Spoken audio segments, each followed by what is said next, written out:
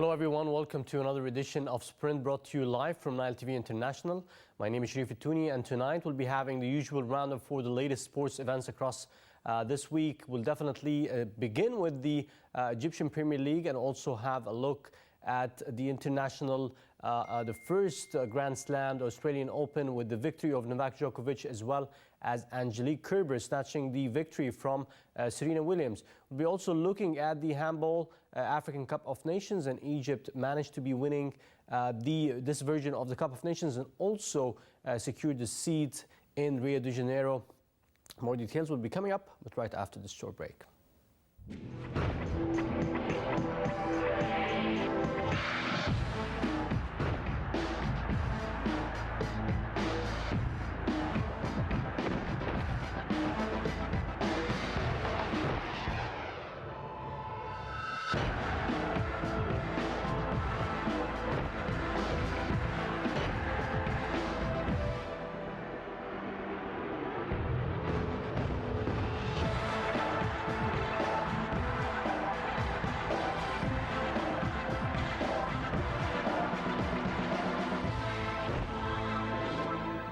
Welcome back. You're still watching Sprint. I have the pleasure to introduce my guest for tonight. I am joined with Mohamed, Farouk, sports analyst. I'd like to thank you very much for joining us, Mohamed. Hello, Sharif, and welcome to our fans. In the beginning, we have to send our condolences for Captain Mahmoud Bakri that died today.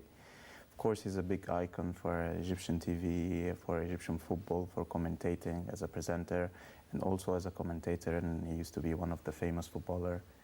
It was very iconic and charismatic in terms of sports commentation. Yes, we all remember everything, and of course the famous game between Egypt and Netherlands and Egypt in the World Cup '90. Yes.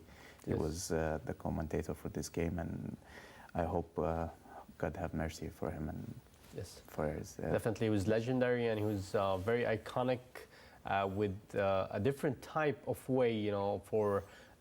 Commenting on matches, he was entirely different. Yes, and you always remember him with a smile, with a laugh. He will make you laugh. He will make you smile when you were watching the game. Even if you don't like his way, you will laugh. And this is a very good memory to remember somebody who was laughing and smiling. And you always like the way he was commenting and some actions even happening in the country, not only in the football game. Yes, and may he rest in peace. Like you mentioned, Mohamed, he died today, and he was an iconic sports commentator.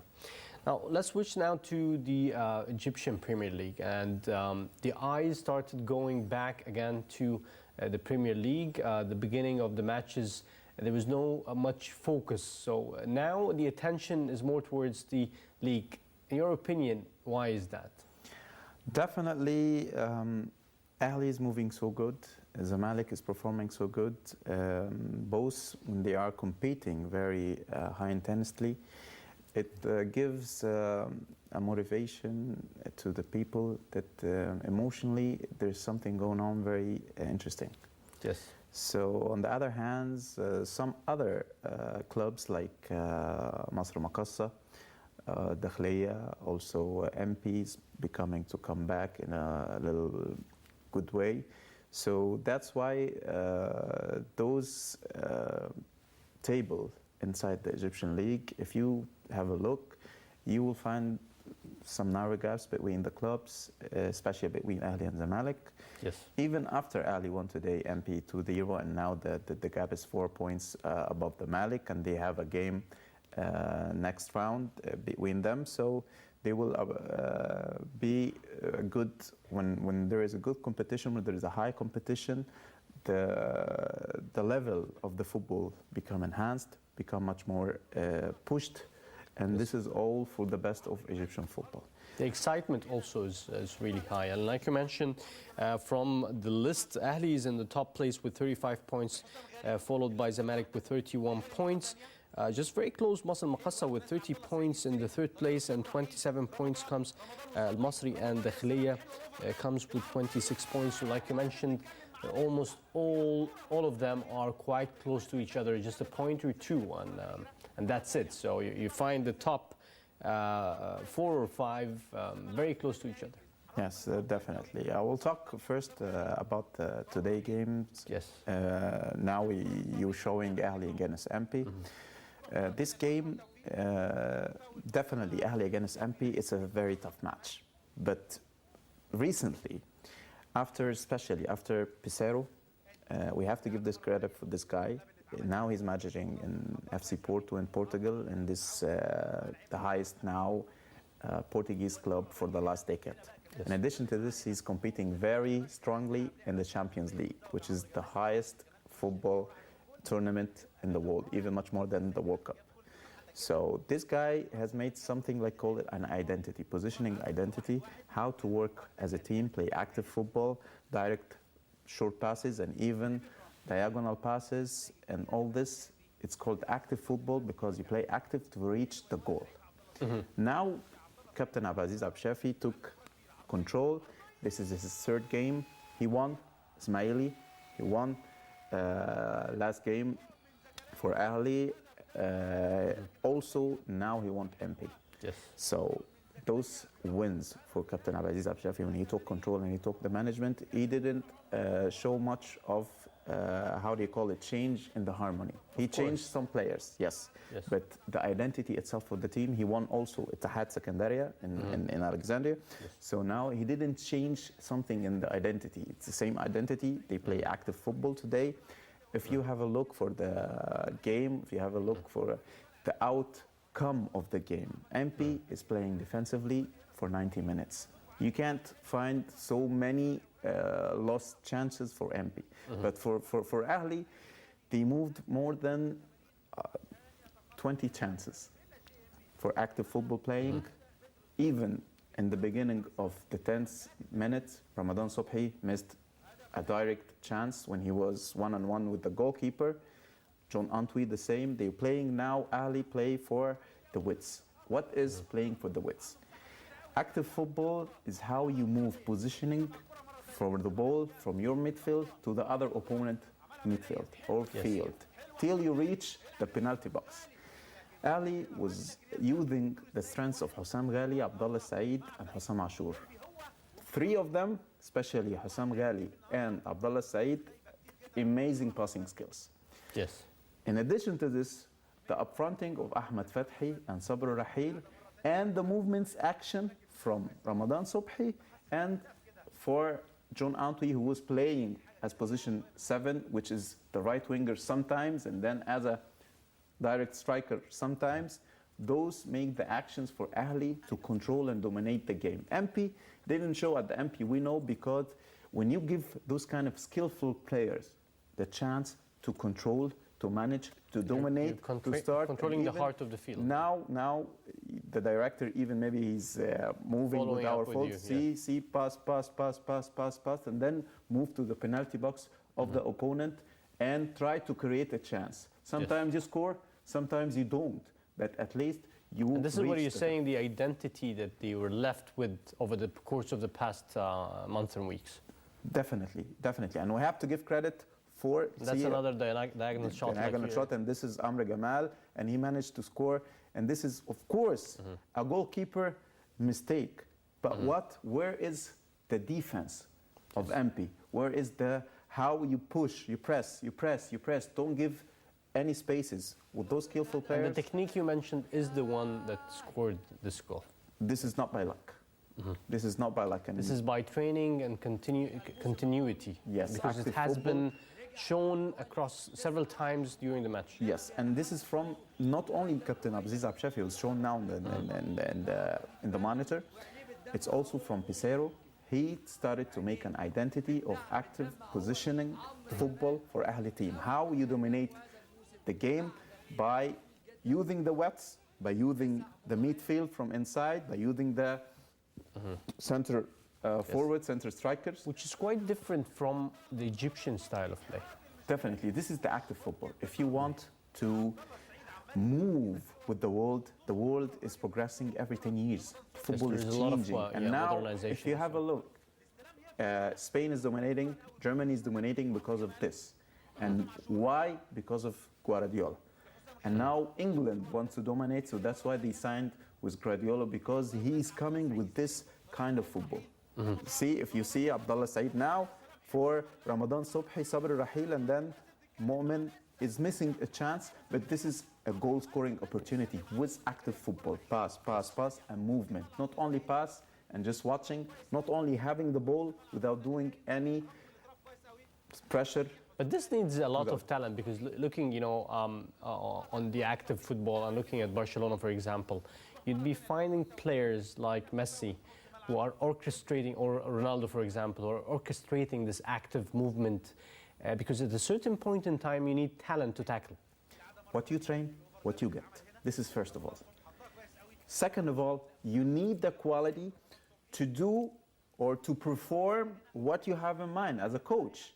So first of all, what you train, what you get. But in my first talk, over and above, yes. Yes, in my first talking, I mentioned Abdullah Said, Hussam Ghali, Ramadan Subhi. Talents. They're all talents.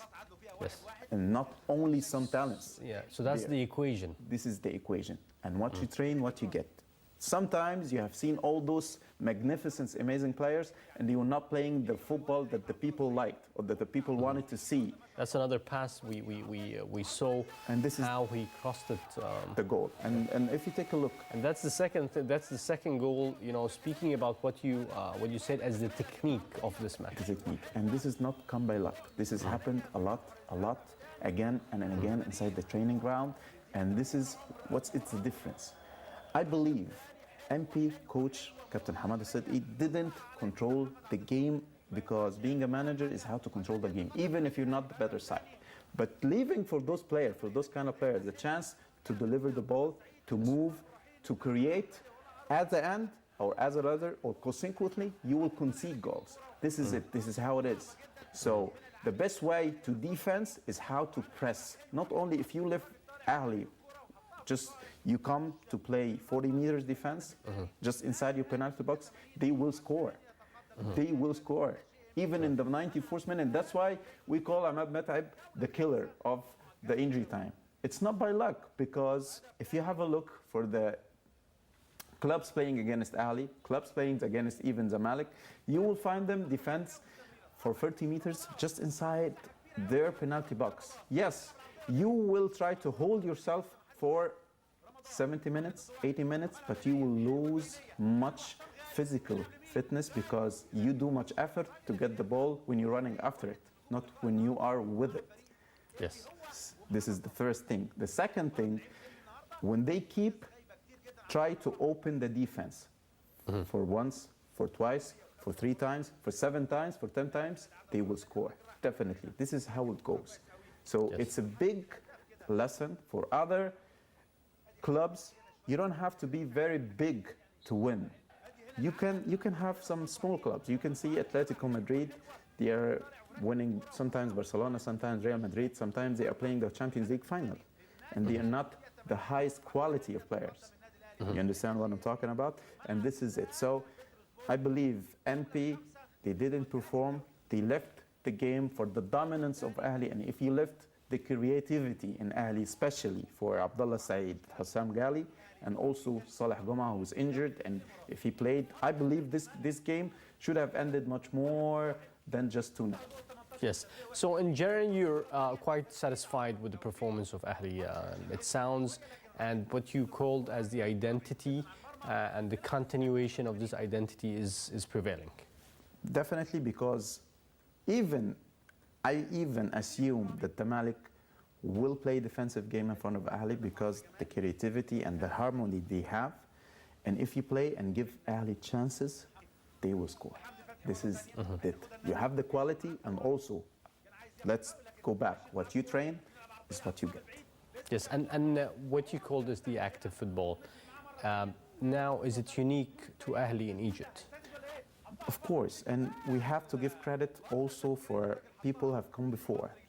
Because Ahli is always, Ahli is always, the mentality is to go to win. It's a strategy. Yes, but how to move to the win? Just by luck?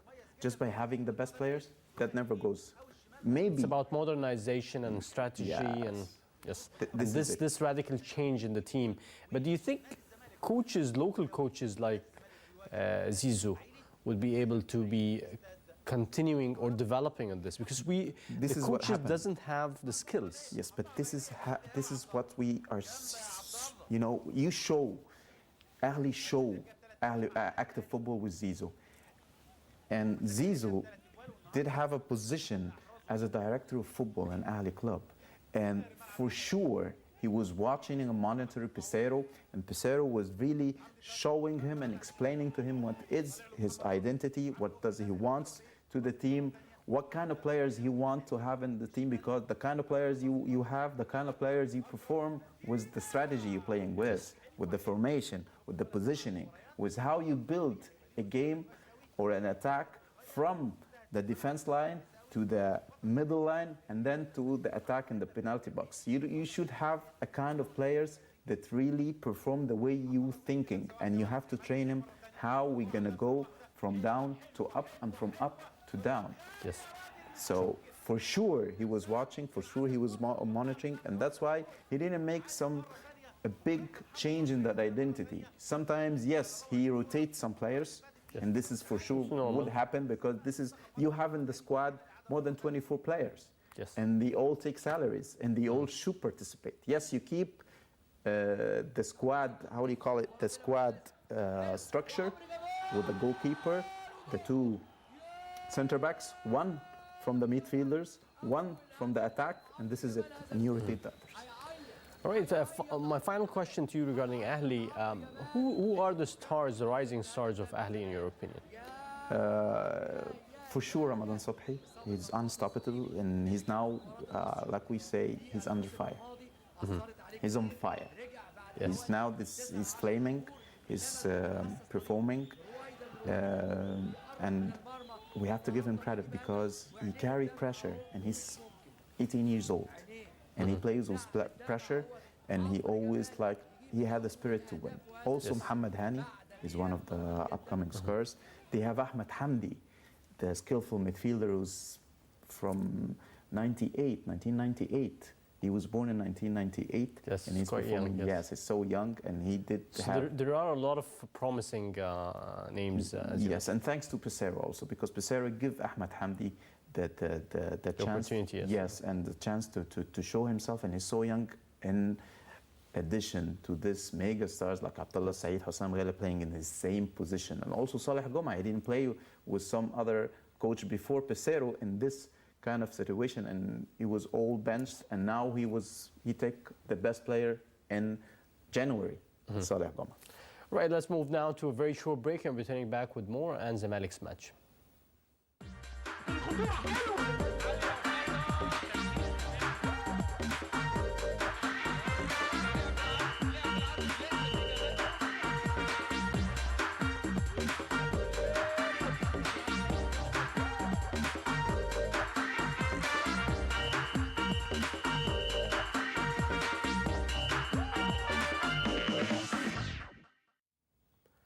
Welcome back. You're still watching a Sprint, and we're still joined with Mohamed Farouk, sports analyst. Once again, I'd like to thank you for joining us. Hello and welcome. So let's move now to Zamalek, and the rivalry between Ahli and Zamalek is building up, and there is a very small gap between both teams. So today, what did you see from Zamalek? What did I see from Ismaili first? Because exactly, yes, Ismaili was definitely a new team today. Than he used to be after Miru left Ismaili. Because Miru left Ismaili, we did follow the news, what happened, the actions, and the difficulties he was facing because some mega stars, they didn't perform. We don't want to go to this, but now Miru left Ismaili, and he went to Zamalek. But Ismaili did have a coach, experienced coach like Khalid Al-Amash. And he read Zamalek identity because Mido now is trying to make an identity for Zamalek, and especially for the away games. Mido played in front of Masri, strong defensive, tactical game. Masri were better, but Zamalek scored and won. And in this game, Zamalek changed his strategy a little bit, but the same way he's playing in the away games. First of all, he changed the right back was Hamada Talba, and it was Omar Gaber. The left back Hamada Tola used to play in the left back, but he played with Mohamed Adel Goma. In the midfield, he missed Tariq Hamid. He played with Tawfiq, Ahmed Tawfiq, and Ibrahim Abdel Khaliq, and Marouf Youssef. Yes. Those three players, the creativity inside them are not upcoming to the utmost that you want to see in the midfield. But they all have very good defensive strategy, defensive philosophy. Their physical appearance is very so high, but they don't perform the good football you want, the skillful football. This is it. This is how you gamble, because you're playing in front of Ismaili in his home ground. For sure, Ismaili will try to be dominant. So Mido looked for how to control the midfield, but without creativity. And he also just put Ayman Hifni and the new signing Mayoka, the Zambian international, and Mustafa Fathi. And he thought, in his philosophy, and by containing the midfield from Ismaili, this is how I'm going to build with the vision of Ayman Hifni, and also the skill of Mustafa Fathi with the speed of Mayoka. Because yes, Mayoka, he's a fast player. But this is the first game, Captain Mido. And how you gamble with the new striker for the first game against Ismaili in Ismailia. This is a big gamble. Of course, he saw something in the training from this guy to be high potential within this match, to start against Kahraba and against Bassem Morsi, who's missing Bassem Morsi, but he was not up to the task. And yes, this is it. Ismail on the other side, he had three players also in the midfield, but the three of them had the creativity, is how to play box to box. Box to box means from your penalty box, you start the play to the other opponent penalty box. And this is all running. How do you cover this field? It's just more than 80 meters you are playing with. But you don't have Rakitic, you don't have Iniesta, you don't have Hussam Ghali, and you don't have Abdullah Said. And this is a very big addition to Ahli and subtraction to the Malik team. Yes. And his midfield, especially in this, it's not as strong as yes, not skillful, because sometimes skill opens the doors against the defense. It breaks the defense, because Ismaili, they're playing against their ex-manager. They want to perform, they want to see that we are here and you left us for nothing.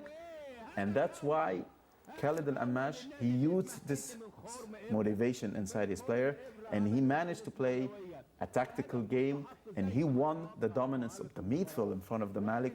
And as you see, Ahmed Samir, Marwan Mohsen, they were so amazing. In addition to the movement from the right back and the left back, Ismaili was always a very attacking team, very strong. Even Islam Gamal who scored, and this is for Shenawi definitely, 100%. But on the other hand, conceding a goal this easy and this time, this means no focus from the defense. And this is a set piece. And please, for the director to repeat it back, in a set piece, in the injury lost time in the first half, you should read what the opponent is going to do and how he's going to score, because this is the only chance. Because after it, the whistle is gonna horn out. Because he knows the weak points of the other team. Yes, for sure. So to leave a guy like Islam Gamal to go and follow the ball and score it this easy with the eyesight of the defense, and even the goalkeeper Shenawi didn't assume that he's gonna put it inside the goal. He assumed that he's gonna pass it.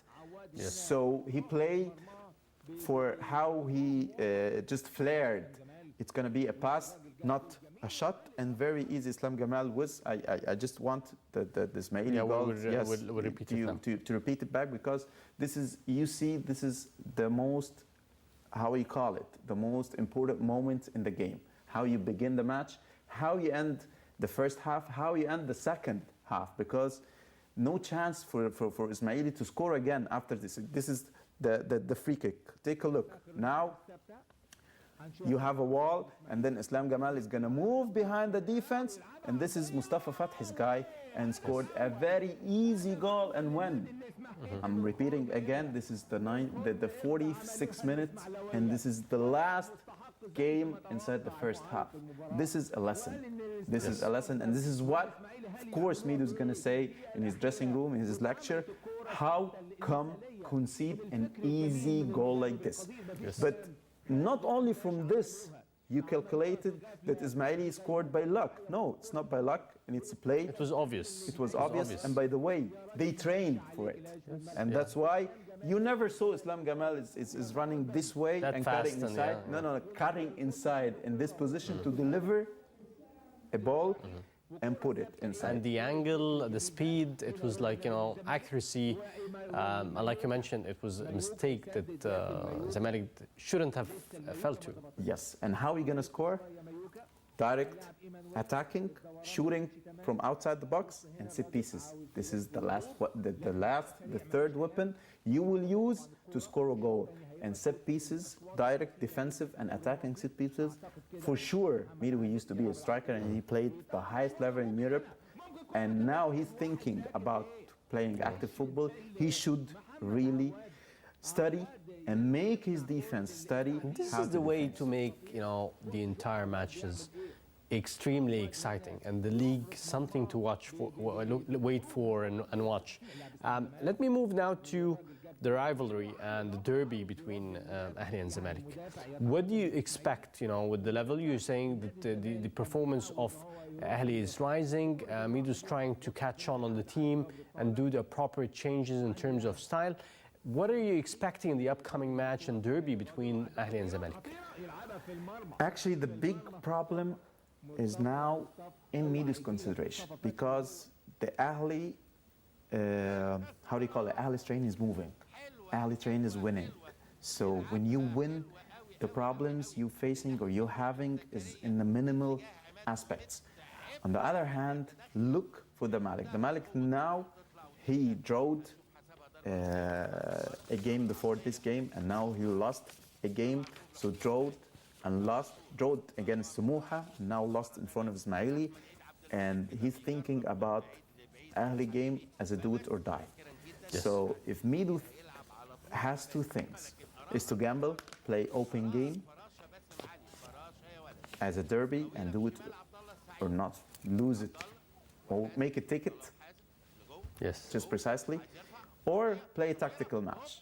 I believe from how Mido's thinking, he will play the same style he played in front of Ismaili and in front of Masri, because Ahli's skillful players, especially in the dominance of the midfield from those two threes, Abdullah Said, Bassam Ghali, and Hussam Ashur.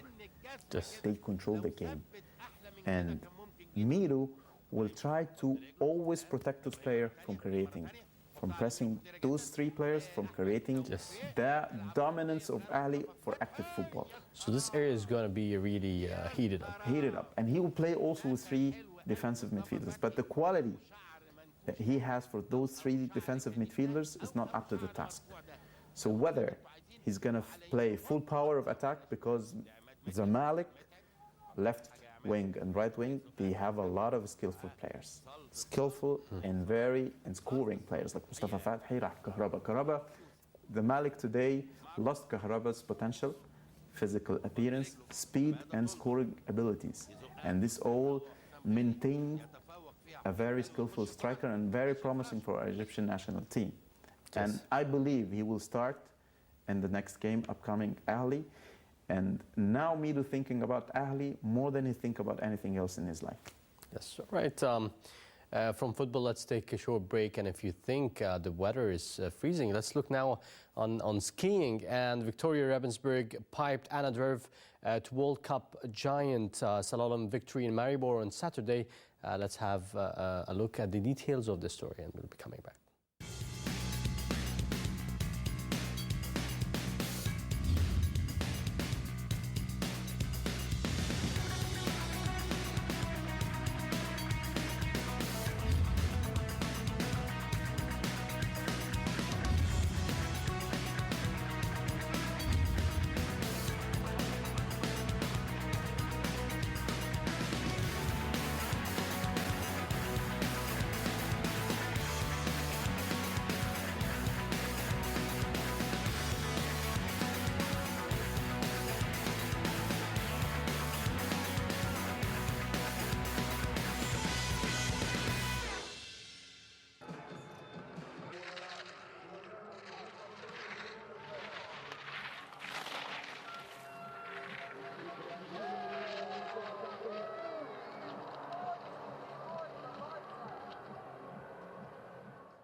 Germany's Victoria Ravensburg took her second successive giant slalom victory today, while Lindsey Vonn crashed out of the race in Maribor, Slovenia, but still kept the overall World Cup lead. Vonn, winner of 75 World Cup races on majestic form this season, lost her balance on the second leg, nearly hitting a course worker, while a nearby photographer lost his footing and slid into the safety netting. Unhurt, the American got back up and skied down the finish. Switzerland's Laura Gatt, Vonn's closest rival for the overall title, could have taken the lead, but also failed to finish the second leg. Vonn was 900 points, Gatt 855. Ravensburg, the 2010 Olympic champion and bronze medalist in 2014, beat Slovenia's Ana Drev by 0.32 seconds for her 10th career World Cup giant slalom victory, equaling the German record. She is second. Tina Werther of Liechtenstein was third. In the men's downhill, Norway's Alexander Kild topped a World Cup podium for the first time, beating Slovenia's Boštan Klein, who also enjoyed a career best finish. Clyde was the 30th man down the Kandahar course, and his win was the perfect boost for Norwegian skiing after World Cup leader Axel Lund Svendal has ruled out for the rest of the season after suffering a knee injury at Kitzbühel last weekend. Austrian Marcel Hirscher now leads the men's overall standings.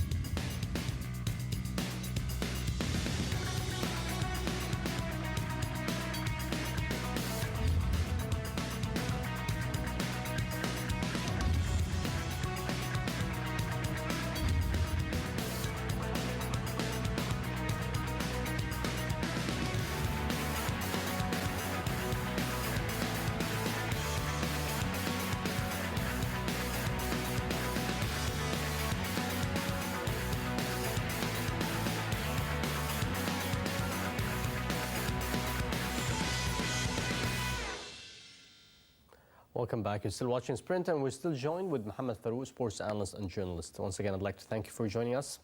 And let's switch now to the Egyptian national team. And, all of the hopes is to have a radical change in the performance of the Egyptian national team, enhanced, situation in terms of ranking. And the latest friendly match moved, bucked the trend or expectations of people, and went to a failure to be winning this friendly match against Jordan, which is not a strong and tough team in comparison with the Egyptian national team. Look, in the friendly games, a high-level coach like Cooper, he will not look for the rank. He will just try to make a strategy, a formation, a tactical adventure, especially in front of the tune-up game. When you play a very easy team like Jordan, we call it in football, this is a tune-up game. You give player confidence, you give them motivation, they go, they perform, they score, so they gain confidence. And this didn't happen in front of Jordan. Yes. In addition to this, we didn't see something's been said to be performed as a formation, as a flow, as a strategy, as a lot of things. You didn't see any of these strategic things to be happen in front of an easy opponent like Jordan. So this is a second thing to be taken. He was always only thinking about rotating players, giving chances. Okay, you can give it chances, but with a structure that really benefit the outcome or the outmost, or what are you thinking or looking about in the upcoming tough games? For sure, this structure for Egyptian national team, he's not going to be starting in front of Nigeria. And you're lost and missing the mega superstars. You have this confidence in Cooper. If you can share with me your thoughts and opinion around Cooper. As a high-level coach, he played 2 UEFA Champions League finals, and he reached them. One of them, he lost them penalties in front of Bayern Munich. And this is a top-level coach coming with expectations. He wants to regain his name. For sure, he has something to do with the Egyptian team. And if you look for a structure, you have to have a good strategy. And this is what we did miss in our Egyptian national team. We need, when you manage a team like Egypt, you follow strategy. Now you have players, you have the quality players, and you can compete in Africa because you have the quality. Yes, after the retiring of Abu Trika and Barakat and Gwael Goma, and also the edge of Assam Al-Hadri, and also the edge of Imad Met'ab, you faced some problems. But now you have the quality players. Now you have Neni playing in Arsenal. Now you have Salah is playing in AS Roma. Now you have Kukas performing in Sporting Braga in Portugal. Now you have Salah Goma, you have Abdullah Saeed, you have Hussam Ghali, you have Mustafa Fatih, you have talents, you have Kaharaba. All those players is playing really skillful attacking football. You could build something from him. And that's why I have expectation in this guy. If he went to the appropriate formation, appropriate harmony, play active football, depends on what you want from the game, depends on how quality you have, and you have to get a performance to achieve a result, but just not go and inshallah next up. This ends so many ages ago. Manuel Jose, when he went to Ahly, it has to be the right combination of the tactics and talents and skills. And by the way, maybe Hector Cooper is the only wall that our Egyptian Federation is hiding behind, because they lost everything and they were failure in everything. And he is the only chance for them. Yes. And that's why they are keeping pushing him and give him all the needs that he wants, because once successful Cooper, they will live their entire life on it. But to be honest, now changing is not for the benefit of our Egyptian national team. Right. Let's move now to the FA Cup, and in 1 minute, if you can give us a very quick and brief overview. It depends on what you have, but the FA Cup, FA is the oldest tournament in the globe. It was the first tournament to be done in the football history. And now it's reaching the level. Manchester United is really trying to recover what he lost inside the league, because he's not from the top four. Louis van Gaal is facing a lot of criticism from the media, even sometimes from his players, from his own players, but now he's managing to grab wins from other thighs. On the other hand, he will not go just left to try to win the tournament just easy. You have Tottenham, you have still Liverpool, you have Chelsea still playing inside it. So he will face a very tough competition to win it, because if you didn't win the league, you can have the FA, and you will have a dominant place playing in Europa League if you don't play in the Champions League. Yes, and definitely the excitement and build-up is going to be a little bit different in the upcoming phase. For sure, because the FA Cup, you will never, this is good about the English football, you can't predict who's going to win, because you find Norwich in front of Liverpool. Norwich were, overheading by 3 goals, and at the end, in the last game, they drew 3-3. Wayne Rooney now is coming to his best. He found himself. This is in front of Derby County. Hussam Ghali used to play in this club, by the way, Derby County. And they scored in the beginning. The fans were shuddered because they saw the game in front of Norwich, losing against Southampton in the league. And now this is everything that they have. It's the hope in the FA Cup. But for sure, the riding back of Wayne Rooney, the riding back for Martial, the very talented striker from France, is giving Manchester United the push, because when you have some quality, and those kind of qualities really performing, you see this goal, Lingard also is having his place inside the squad.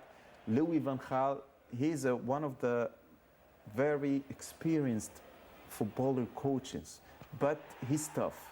And when you have a tough manager, sometimes it's been called that he can't control the stars very well, because sometimes players need to be treated like human beings. Yes. And if you try, it's not an army.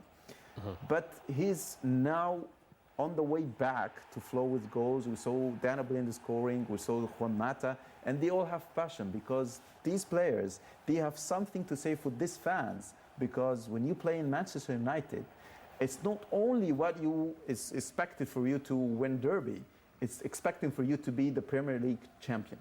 Yes. Right, let's move from the FA Cup to a great achievement by the Egyptian handball team in the African Cup. And, managing to win this cup and also securing a seat in the Olympics in Rio de Janeiro is a great achievement. And definitely in the fight against the last match against Tunisia, which is a giant team.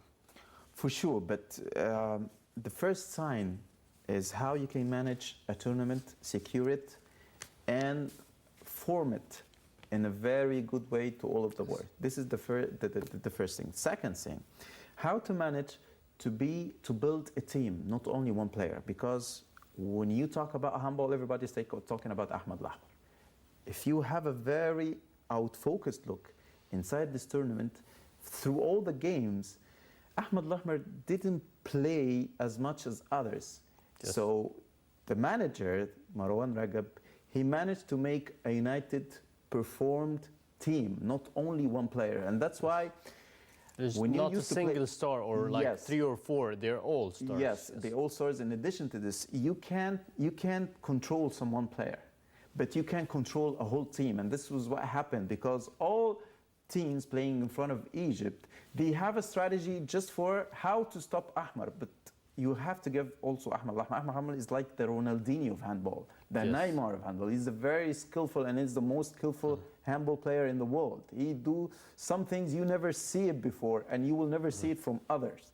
We have to give him credit, and he was and he gave him the time to in front of Tunisia, and how he directly changed yes. the game, the flow and of the game. When did he involve Ahmed Lahmar was another very strong aspect from, that shows the strength and confidence of the team. You can see Ahmed Lahmar now, but definitely he inducted players at the beginning. He was not in the formation in the first half a lot as we saw him in the second half.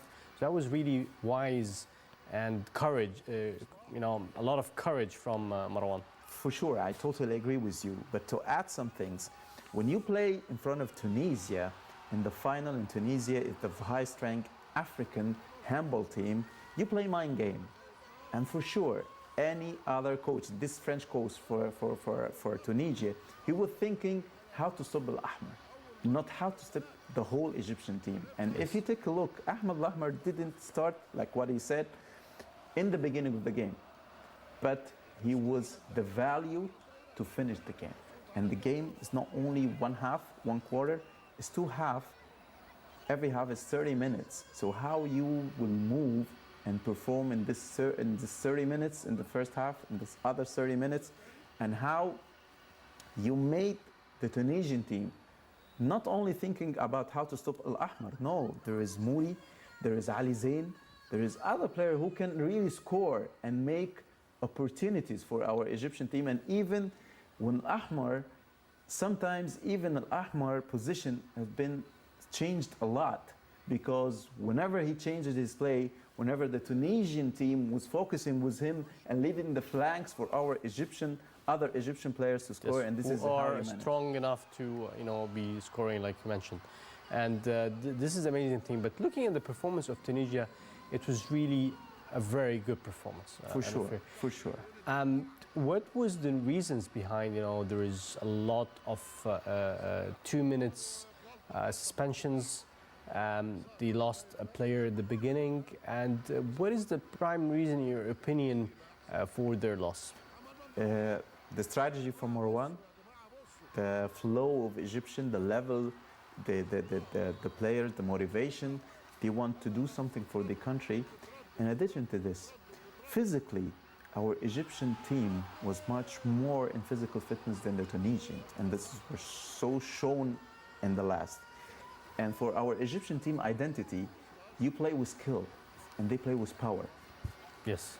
Yes, handball is a powerful game. You have both inside your team. You have skill, skillful players and you also have powerful players. They only followed power. And the movement of Ahmed Ahmar, the movement of other skillful players like Ali Zain, like Moody, like a lot of players have been performing so well and also so active inside the game. They lost how even every dual challenge, a lot of 2-minute suspensions because they are playing so aggressively, because sometimes when you lose everything to how to control the player or You how have to stop the player. you will make a foul, and foul after a foul, then you lose sometimes your focus and you make the extreme foul that you get suspended for. The amazing thing about the Egyptian team, which I noticed across the past matches, is the number of fouls that they are producing is a lot lesser than their opponents. For sure. So you see less suspensions and hence less amount of failure in terms of the goals, and when we saw this in this match in specific, because there's a lot of tension like you mentioned, it was quite obvious, the way we lost the huge gap at a certain point in time. The gap was 5 goals. For sure, and this is how you approach the game. You want to approach it aggressively. That means that your strategy, you're building your power. Yes. And you want to approach it technically. This is how you control it. You have the dominance. And Yes. for sure, we have to give credit also for the goalkeepers, especially Phil. Yes, I think it was total teamwork, and Yes. maybe at the end I'd like to congratulate the Egyptian team for this great achievement. The handball team is trying to go back to the era of continuous The golden success. Yeah, the golden era. Finally, I'd like to thank you, Mohamed Farouk, sports analyst, for joining us. Thank it you. has been really great to be having you, and all of the insights and the analysis was amazing. Thank you very much. Thank for you, that. and I'm so happy to be with you. With this, we come to the end of this edition of Sprint. We'd like to thank you very much for joining us, and we hope you enjoyed this edition as much as we had. Thanks for watching, and have a great night. Goodbye.